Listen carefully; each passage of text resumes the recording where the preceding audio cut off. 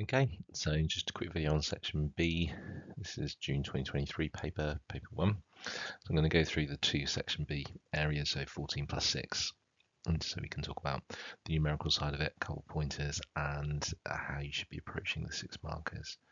So 14.1 that year was to complete a statement of change in equity. It's quite an involved statement of change in equity. These questions on this topic could go from really a 4 or 5 marker up to a 14.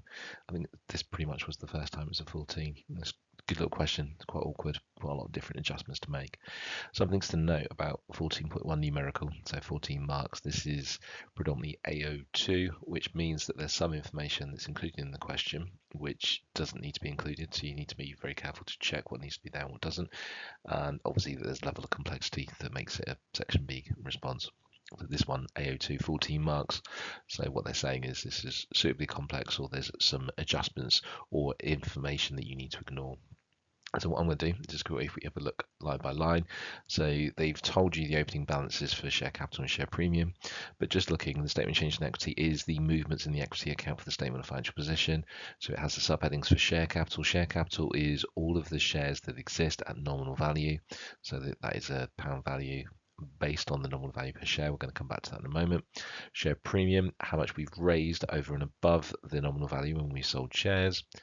Revaluation, said that weird, revaluation reserve. That is a reserve that's held to reflect the fact that assets have been increased in value, and therefore that should be shared with the owners, not as a payment as such, but just as an increase in equity. Because the company is worth more, that means the shareholders' investment is worth more. And then finally, retained earnings. Retained earnings is the pot that is built up over time and to pay dividends to shareholders. So it's just the idea that retained earnings is a distributable reserve. It's something you should be careful with. And so the idea that it's distributable means that we can pay dividends from it. The other reserves that are there are non-distributable, so we couldn't pay dividends out of those. That's important. That's something else we'll come back to, I expect. So what you've got to do, you've got to be really careful. You've got a list of adjustments and you've got additional information. And so before you even start, you should be having a scan through each of those and thinking, what am I going to do with it? And how does the additional information impact it? So let's go one by one. So you've got 30th of June 2022, you've got a bonus issue. So the first thing we've got to know is, what is a bonus issue? So a bonus issue is providing free shares to existing shareholders. So the idea is it's a reward for ownership. There's a linked 6 marker, so I won't go into the implications of that. So the bonus issue is of 2 new shares for every 5 shares held. Okay, so we've got some information we can use. We haven't necessarily been told enough to do anything with that. So I'm just going to go down into the additional information because I need a bit more. So in the additional information, I'm told the nominal price per share is 25 pence. Now that's important because if I'm saying 2 new shares for every 5, I can use that nominal price to work out how many shares are actually in existence. What I haven't been told is how I'm going to fund this bonus issue. So it's going to have to come out of another reserve. The second point is going to help me with that. So the second point says the directors maintain the reserves in their most distributable form. So essentially we want to keep as much in retained earnings as possible. So normally the majority of bonus issues are funded through share premium, because if you give away free shares, if you think share premium is the extra we receive over and above the nominal value, then taking that as share premium makes sense. Once you've removed everything from share premium, then potentially it could be from one of the other reserves. But them saying most distributable means that they want you to take it from share premium first. So the first thing we're going to do, and the workings are on the next slide, which will illustrate this, is there's 1.4 million worth of share capital. Hopefully you can see that it says 1,400, but with a limited company you have 3 zeros on the top, and then you'll divide that by the 25p. This will tell you how many shares are currently in existence. Then what you've got to do is work out how many free ones will be given out. So it's 2 for 5. So just divide the total amount of shares by 5 times by 2, or times by 2/5, whichever way you want to look at it. That's then got to be valued at nominal, so 25p. So the amount of shares times 25p. So all of these should be a step-by-step workings that you provide to the examiners in that section. If you're just writing numbers everywhere without any explanation, what are you doing to yourself? You're going to lose marks potentially. Once you've worked out the financial value, you can increase share capital by the amount of extra free shares. So in this instance, it was £560,000 worth of shares, and take it out of share premium. So you get a mark for the increase in share capital and the decrease in share premium. If you had calculated it incorrectly, but had taken your incorrect figure out of the share premium, you'll get a mark because you're showing you understood that it was going to be funded out of share premium. So a couple of things to consider there. Okay, let's go to the next adjustment. So the next event was the 1st of August. A final dividend of 7.5 pence per share was for the previous year. Now the key thing here is the previous year, but it was paid on the 1st of August, which is during this financial year.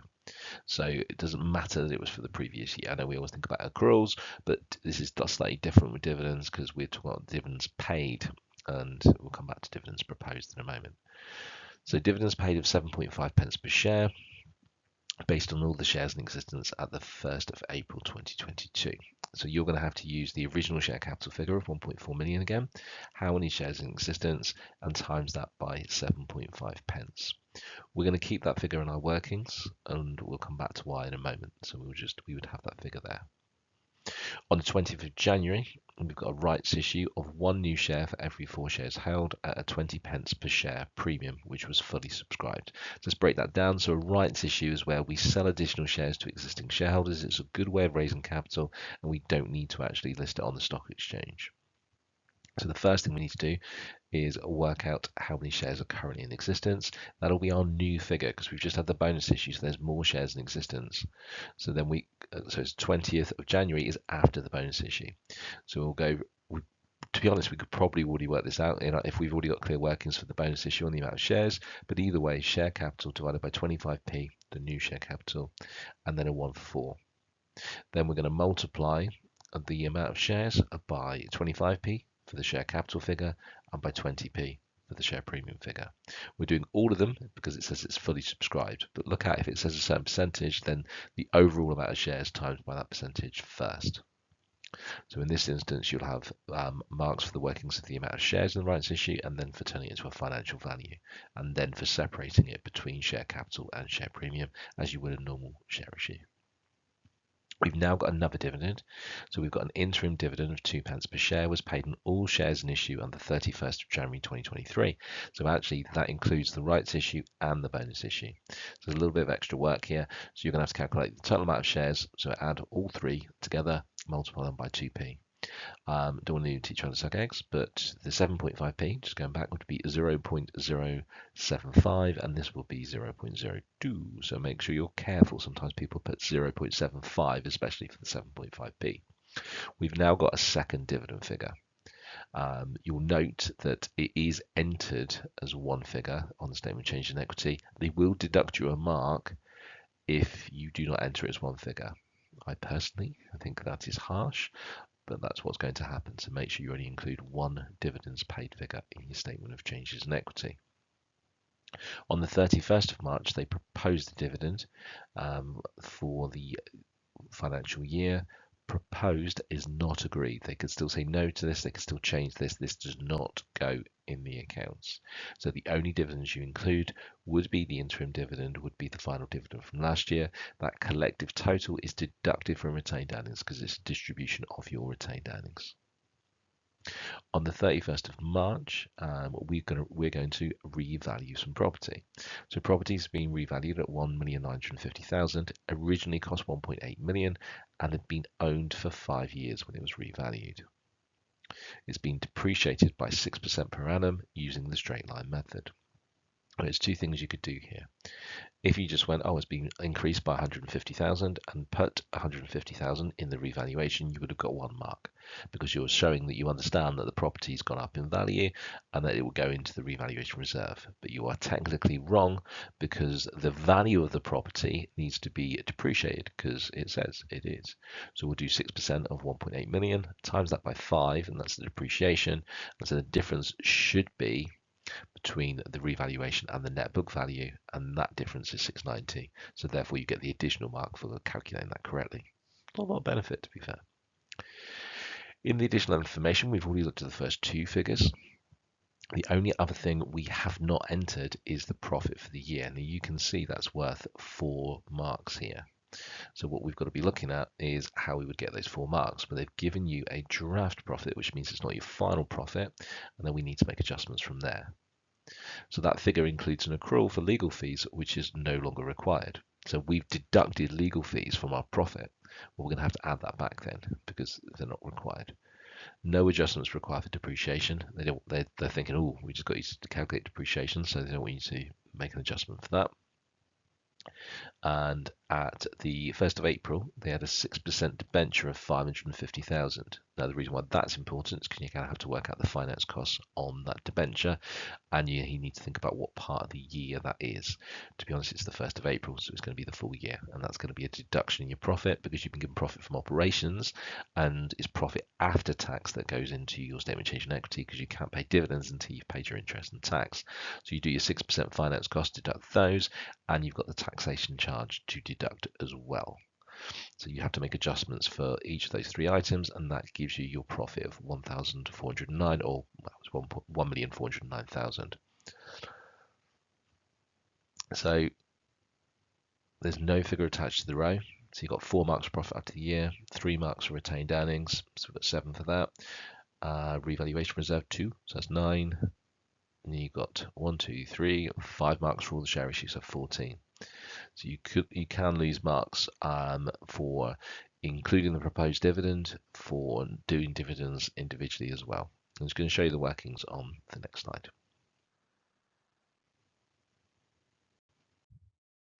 So just looking at the workings here, so you've got the bonus issue represented in financial and in share terms. So the 5,600,000 is the 1.4 million divided by 25p. That tells you the amount of shares.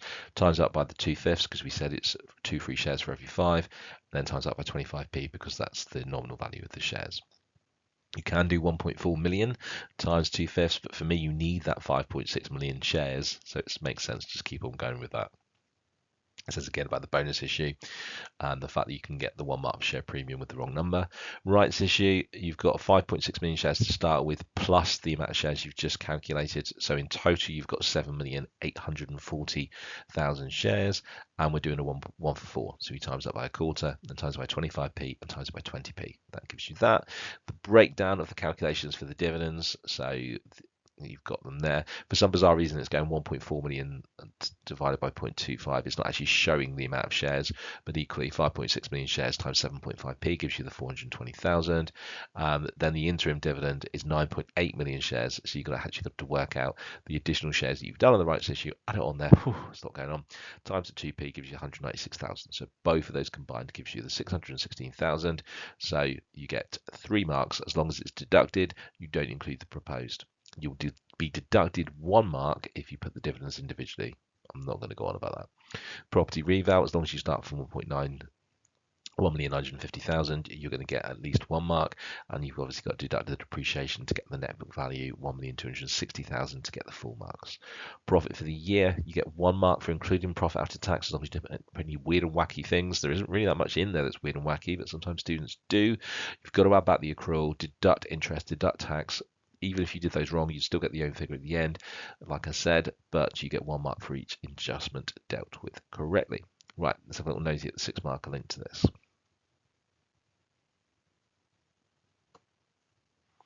Stop playing ball. Well, that wasn't the easiest thing. It wasn't even doing what it's supposed to do. 6 mark. 3 things: balance, evidence, judgment. You've got a question, argue for and against it. You've got figures in the previous one. You've got to use figures from the previous question. Judgment, it needs a conclusion. These are 3 simple things that students fail to do. I've marked questions that have got 2 out of 6, which are brilliant because they've not got a single number in. Let's look at this question. Assess the impacts that the bonus issue and the asset revaluation will have on the individual shareholders of Rexroll. So you need decent paragraph on the bonus issue, decent paragraph on the reval, ideally some positive and negative within each of those paragraphs, and then an overall summary. So if we look at the asset revaluation, so if we do an asset revaluation and it's gone up, so you've got a figure that you can use for that, even if it's own figure. So even if you use 150,000, value of assets goes up, so the value of the investment in the company goes up. That's cool. Then we've got a revaluation reserve. Sometimes you can use those for bonus issues. I don't like that, but it's true. It's a bit awkward. I don't know if companies would like that, but the revaluation reserve can't be used to pay dividends, so we need to make sure that we don't say that. Depreciation goes up. This is what I always like. You can actually calculate the depreciation as well. So if you've gone up in value, that means there's a higher depreciation charge per year, which means a lower profit. So that was always good. Share prices will go down because they don't like the profit, and that's going to reduce the amount of dividends you can pay. Awesome. However, shareholders might want to invest in the company more if it goes up. What this also doesn't show is it would reduce gearing, because obviously if you've got a higher equity figure, because you've got a revaluation reserve, that's going to reduce, well, it's going to increase equity, sorry, without increasing non-current liabilities, which will reduce gearing. Also, it's additional security on any loans. So it's quite good to have a revaluation reserve in lots of ways. With the bonus issue, you've got to use the figures. So they've done the percentage increase in shares as well as 40%. So shareholders have 40% more shares. They can sell those, so that's good. So they can make more money from that. They should be able to be paid more dividends, because obviously the more shares they've got. But equally, are they not paying dividends? That's why they're given bonus shares. The company itself, the investment doesn't change. The share price might fall though, because if you give away freebies, and so shareholders might not be happy with that. So you've got to have a bit of balance. And at the end, do you think it's good or bad that these things have happened? There's no right answer. One thing that a lot of students said is the bonus issue will dilute ownership. It does not dilute ownership. Every shareholder is getting those free shares, so there's no impact on the ownership structure. So 6 markup: balance, evidence, judgment. So in that particular year, they also had this extract of the statement of financial position. Now, often you're going to be asked for an extract of the statement of financial position, because the full one, there's just too many things going on. They can't give you the marks. And when you're doing that, it's saying a section, show the total non-current and current assets only. That means you have to total it. There is an own figure mark for totaling the assets. It's so frustrating the amount of students who lose marks for this. We just quickly run through. So if you've got non-current and current assets, you obviously start with non-current. They've given you computer equipment at cost, their original provision for depreciation figure, their fixtures and fittings at cost, and provision for depreciation. Clearly, that's going to be opening balances. We've got computer equipment costing 6,984 was purchased. You literally add that on, you're going to get a mark for doing that. That's easy. Computer equipment is charged at 25% per annum using a straight line. It's charged on a monthly basis. That's a little bit more awkward. So you're going to do 25% of the original cost, 15,000. That's going to be a full year, and then 25% of the new equipment, and that's going to be part of the year. So it's 1st of November, and obviously until the 31st of December. So it's going to be 2 months of the financial year. 1st of June, fixtures and fittings with original cost of 4,000, net book value of 2,900 was sold for 1,650. The sold for 1,650, don't care, but we do need to adjust the fixtures and fittings. So we're going to reduce fixtures and fittings by 4,000. That's going to give you a mark. We've then got to deduct from depreciation. We'll have to work that out. 4,000 take away 2,900 is 1,100. So we're going to get a mark for deducting the 1,100 for depreciation. Then we're going to have to work out fixtures and fittings. So it's 15% using reducing balance, a full year charged in the year of acquisition, none in the year of disposal. So we have to depreciate on the 16,200, but we also need to remember that it's going to be 6,700 for the depreciation, not 7,800. So we go 16.2, take away 6.7, and we multiply that by 15%, and I'm not making any reference to 6.7 there. Right, provision for doubtful debts, 637. Was calculated 2% of trade receivables at that date.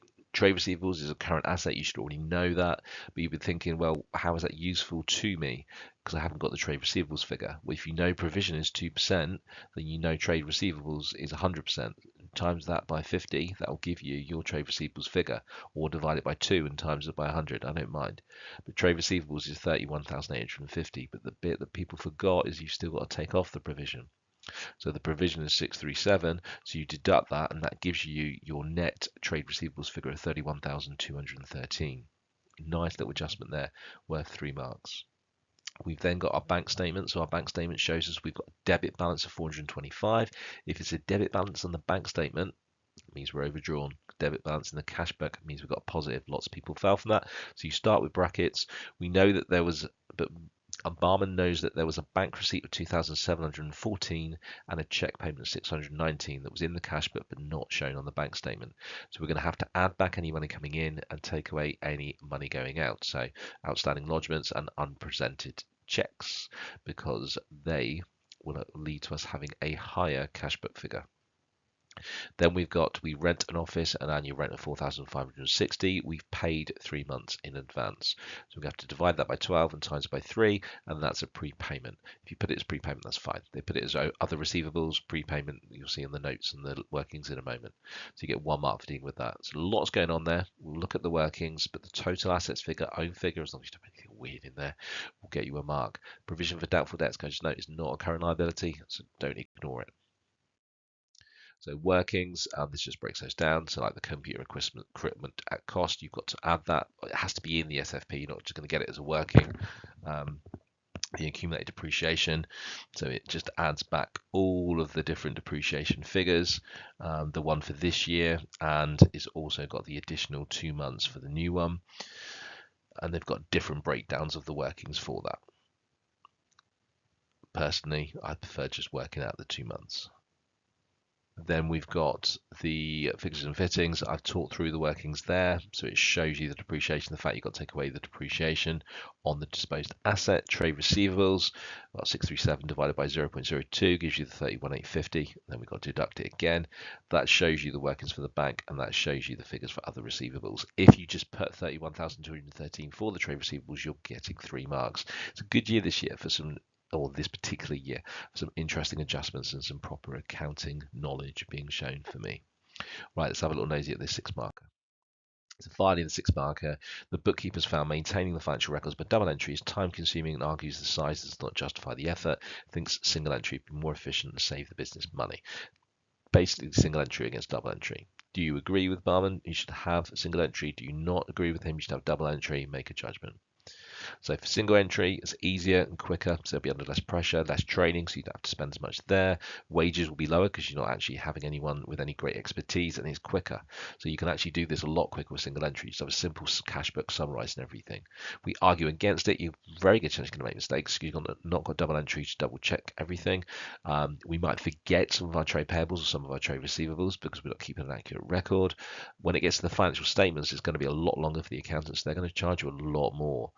And then it's going to be really complex to produce the financial accounts. We can't verify accuracy, which means there can be stolen cash, which means there can be items missing.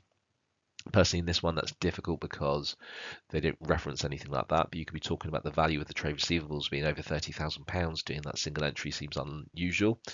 Computerized could be installed, which would do it, and that would be cost effective because it would just help to deal with a lot of those issues. You could even go into the provision for doubtful debts. If they think 2% are not paying them, maybe that would be lower if they had a double entry system. It might be a bit of a reach, but it is a valid argument. And also the value of their non-current assets. I mean, the company's worth over £50,000, not a company, sole trader. I've upset myself. The business is worth over £50,000, so having a double entry system would make sense. Small businesses, if it's small enough, it's justifiable to have single entry because of the investment, but just make sure you've got a balanced argument. You do need to argue for, you do need to argue against the statement, and then say what you think it should be. Obviously, it's clear. I think you should argue it's double entry, but you don't have to as long as it's justifiable. Okay, I hope that's helped.